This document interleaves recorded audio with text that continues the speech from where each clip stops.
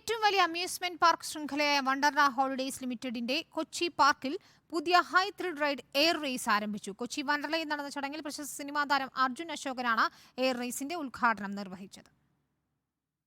യൂറോപ്പിൽ നിന്നും ഇറക്കുമതി ചെയ്ത എയർ റേസ് വണ്ടർലയുടെ ഹൈ ത്രിൽ റൈഡുകളുടെ കൂട്ടത്തിൽ മറ്റൊരു വിസ്മയമാണ്. കൊച്ചി വണ്ടർലയിൽ നടന്ന ചടങ്ങിൽ പ്രശസ്ത സിനിമാ താരം അർജുൻ അശോകൻ എയർ റേസിന്റെ ഉദ്ഘാടനം നിർവഹിച്ചു.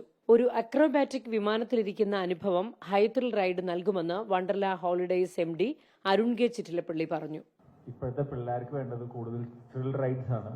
അതുകൊണ്ട് ഞങ്ങൾ ഇങ്ങനെ കുറച്ചുകൂടെ ത്രില്ലുള്ള റൈഡ്സിലേക്ക് ഇപ്പോൾ കുറെ ആഡ് ചെയ്തു. അതിന്റെ ലേറ്റസ്റ്റ് ആയിട്ട് വരുന്നതാണ് ഈ എയർ റേസ്.